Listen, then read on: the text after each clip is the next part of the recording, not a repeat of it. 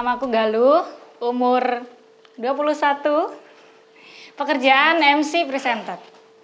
Hai, nama aku Bella, usia 28 tahun, kesibukan freelancer sementara ini. Halo, kenalin nama aku Aisyah Baita, umur 22 tahun, sebagai mahasiswa. Namaku PJ, umur 21 tahun, kesibukan mahasiswa.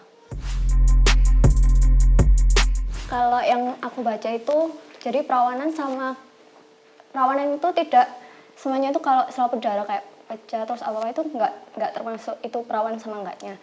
Jadi kalau selaput darah itu dia bisa aja setiap wanita itu ada yang nggak ada selaput darahnya, juga ada selaput darahnya itu pecah di saat dia itu beraktivitas kayak olahraga terus kayak gitu. Tapi kalau keperawanan itu kalau yang saya baca itu dalam arti itu dia itu bisa diartikan hilang perawanan itu kalau dia itu melakukan hubungan intim. Kalau menurut aku pribadi sih dikatakan aku udah kehilangan perawanku jikalau aku tuh berhubungan intim untuk pertama kalinya sama lawan jenis. Itu bisa dikatakan aku udah nggak perawan.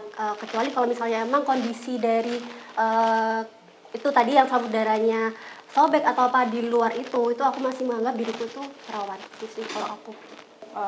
Keperawanan itu konsep aja sih. Jadi cara kita memudahkan lihat si perempuan ini secara reproduksi selaput darahnya masih utuh apa enggak. Aku sih lihatnya itu. Jadi enggak ada hubungannya dari moral dan lain sebagainya, benar-benar biologis saja kalau aku lihatnya itu. Kalau dari sudut pandang sempit aku tentang keperawanan sih, intinya kita berhubungan intim secara seksual dengan pasangan lawan jenis yang di luar nikah.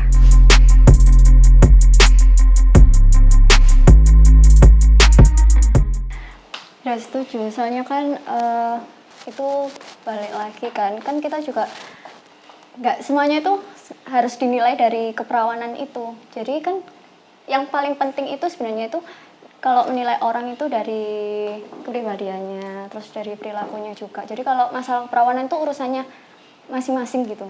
Kalau perawan itu cuman prinsip seseorang, dan prinsip itu tuh beda-beda tiap orang itu. Dan prinsip itu tuh tidak mempengaruhi dari sikap atau attitude mereka. Selagi mereka berperilakuan baik tapi dia berprinsip tidak bisa melepas perawannya sebelum halal, itu hak-hak mereka. Intinya aku pribadi akan menilai seseorang itu dari attitude mereka sendiri. Balik lagi ke pertanyaan awal tadi, karena aku melihat keperawanan itu bukan soal aku harus bisa menilai orang ini punya moral atau enggak gitu kan, lebih ke biologis dia. Jadi kalau untuk menghargai seseorang aku sangat nggak sepakat. Aku nggak bisa lihat orang cuma dari keperawanan dia.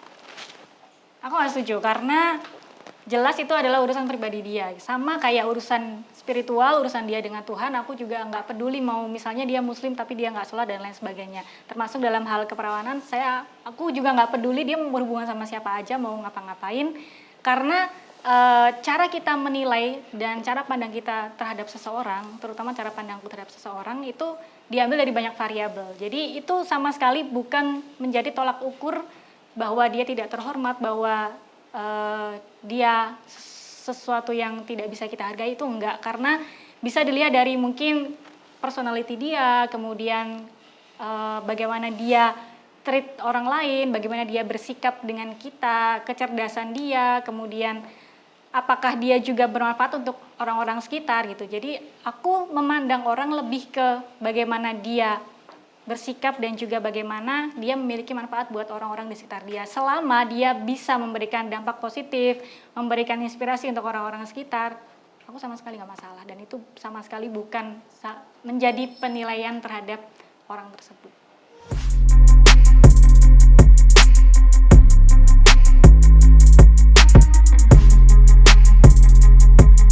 Setuju, Mbak Galuh, kenapa? Aku setujunya gini, karena kita pasti harus intinya kita harus tahu gimana track record dia ketika sebelum kita akhirnya berpasangan dengan dia dan akhirnya membentuk sebuah keluarga gitu. Aku harus tahu track record dia gitu. Tapi itu bukan menjadi sebuah alasan utama aku akan meninggalkan dia. Yang penting aku tahu dulu track recordnya seperti apa. Kalau memang dia memang udah nggak perjaka dan lain sebagainya, sebenarnya aku nggak masalah. Cuman aku harus tahu seperti apa. Kan takutnya tahu-tahu dia udah menghamili wanita lain dan dia tidak bertanggung jawab gitu. Nah itu aku harus tahu gitu. Tapi sebenarnya nggak terlalu masalah juga.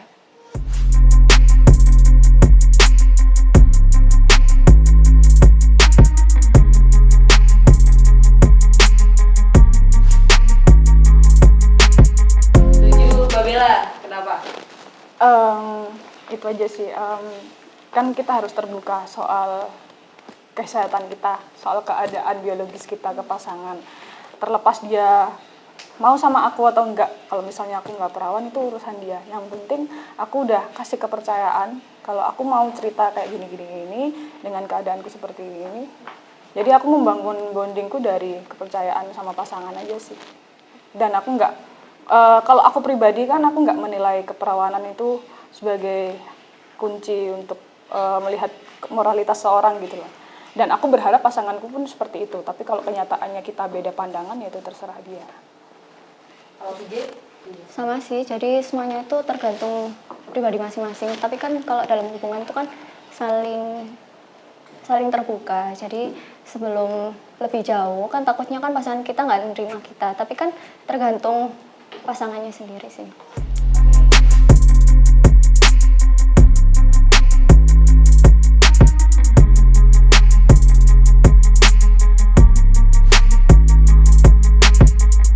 Menurut aku sih penting ya, karena kita kalau menjalin suatu hubungan kan harus terbuka. Ini kondisiku, misalnya ketika aku misalnya nih nggak perawan, aku akan jujur. Ketika aku juga perawan, aku akan jujur apa adanya.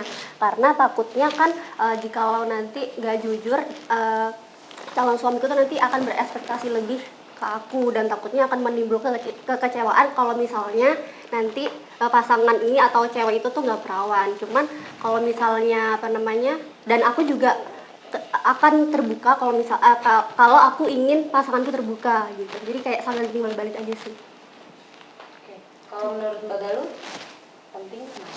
Penting dong, karena kan kita harus terbuka satu sama lain, apapun itu, termasuk dalam hal keperawanan, karena kita juga nggak tahu sebelum-sebelumnya kejadiannya seperti apa. Mungkin itu juga bisa mempengaruhi kondisi kita ketika nanti kita berhubungan dan ternyata mungkin tidak bisa melahirkan keturunan dan lain sebagainya. Itu kan juga perlu di track ke belakang, dulu pernah ngelakuin apa aja dan punya penyakit apa aja. Jadi bisa menghindari dan mengantisipasi hal-hal yang tidak diinginkan ketika nanti ke depannya terjadi hal-hal seperti itu.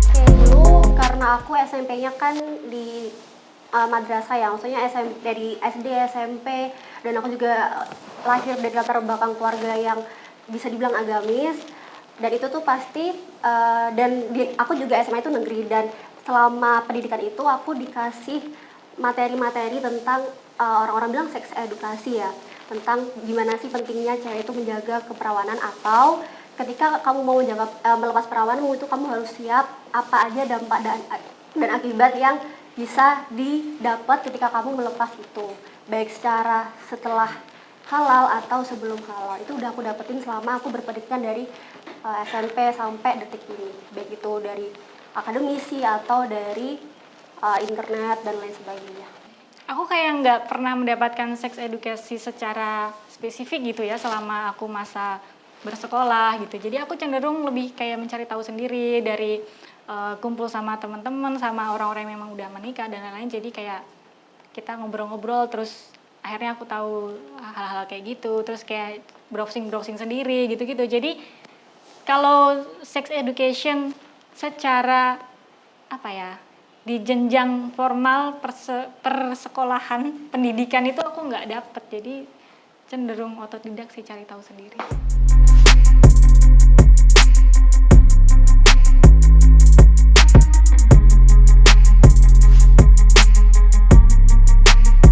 Menurutku mahkota dan itu kehormatan dan moralitas itu nggak semudah itu dilihat cuma dari perawan atau enggaknya orang gitu. Kalau aku lebih setuju lihatnya ya dari cara dia bersikap, cara dia berperilaku, berkehidupan sosial, lebih ke situ. Percuma kalau kita, aku ini perawan nih, tapi sikap kita yang memperlakukan kita, memperlihatkan diri kita sendiri itu nggak terhormat, kayak gitu sih.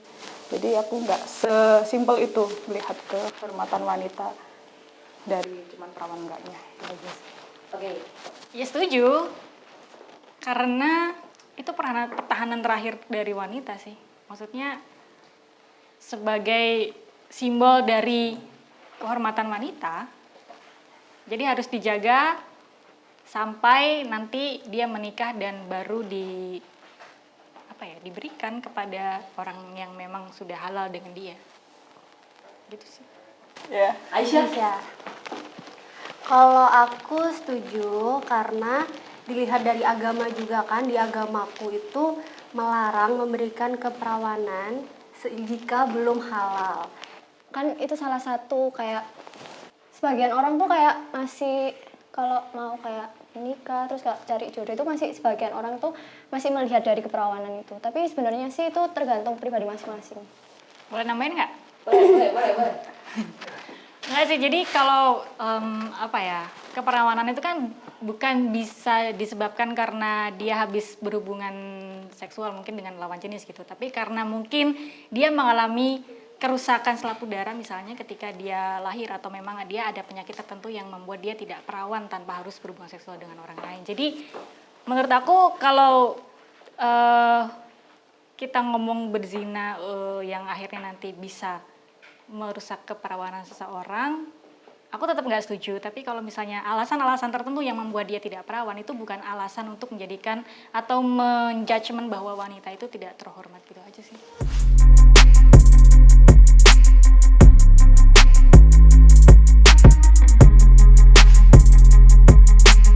Ya selama ini kita selalu punya mindset bahwa keperawanan itu selalu menitik beratkan perempuan yang jadi korbannya gitu. Ya gitu, harus kita ubah bersama sih mindset yang kayak gitu.